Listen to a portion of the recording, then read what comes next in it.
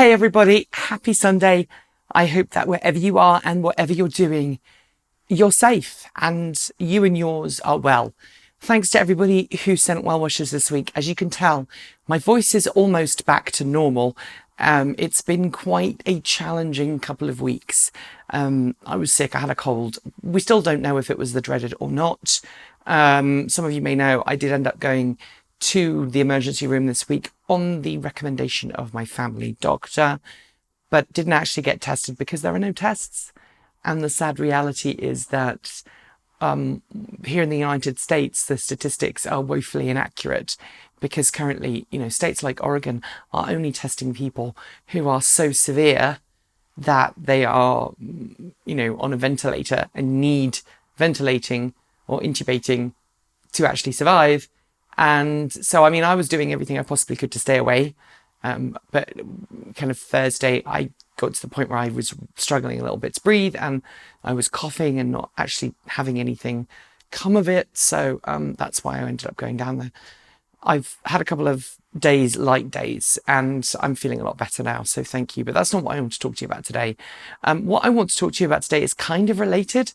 And it's related to the situation that we find ourselves in right now. A lot of us are in social isolation or are on stay-at-home orders or some other thing. We're finding that we are surviving at home and we're having to rejig our lives to function at home instead. For example, I'm learning the joy of waiting for B-roll to download from the internet from car companies when you live in the middle of nowhere and you have a reasonably slow internet connection by modern standards, compared to what we used to have at the studio. So I'm learning to adapt to that. People are obviously learning that they don't need to use their cars as much as they thought they might. And although we did a video this week on how you can keep your car happy, just stood there and not doing a whole lot, it has got me to think, if our attention as a society needs to shift away from cars completely and onto the way we get our energy, where we get our energy from. And so the topic of today's video is, are solar panels more important than electric cars? If we consider what we're going through right now as something that may end up staying the norm, and granted lots of people will return to work and will return to work at their offices or at their businesses or their factories or whatever.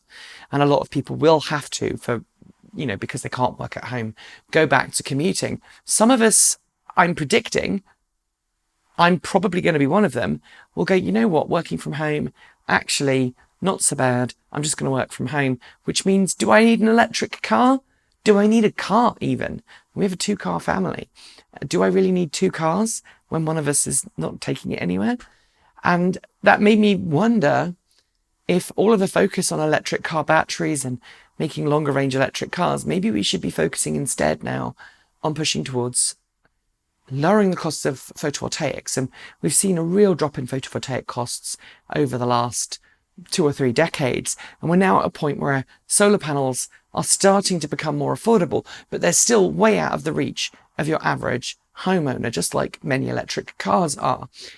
And if we are going to kind of morph into this post-industrial world, which is personally where I think we're going. Okay, so the industrial world got us all out of our homes and our villages and into larger towns and cities, so we could go and work in the factory, so we could go and work in an office. And now this health crisis means that we're all trying to stay the heck away from everybody and self-isolate and be at home more and be more isolated, just digitally connect to others. It makes me wonder if the future for us is now, well, this is the way we provide our power, and this is the way we ensure that if anything like this happens again, we've got power, we've got off-site backups, so we've got battery backup at the house, so we've got power. And I'm wondering if that's more important than electrifying our transportation. If we're not using transportation enough, as much maybe, do we have to shift our energy elsewhere? I'm curious to know what you think in the comments below. As somebody who makes a livelihood from electric and electrified transportation, I feel kind of that's a bit weird for me to say, but I'm also super interested in cleaner, greener energy. So let me know what you think in the comments below. If you're watching this video on Sunday morning, Pacific Coast time, or Sunday afternoon if you're in Europe, just jump over to Transport Evolved Take 2, because I think we're going to try and do a hangout later on today. Hopefully you won't have missed it. I'll make sure I leave a link in the show notes, and then you can hop over there and we can chat about all kinds of other things over there, weather permitting. Anyway, stay healthy even. Make sure you wash your hands. I'll be back tomorrow, hopefully with more content. But until then, keep evolving.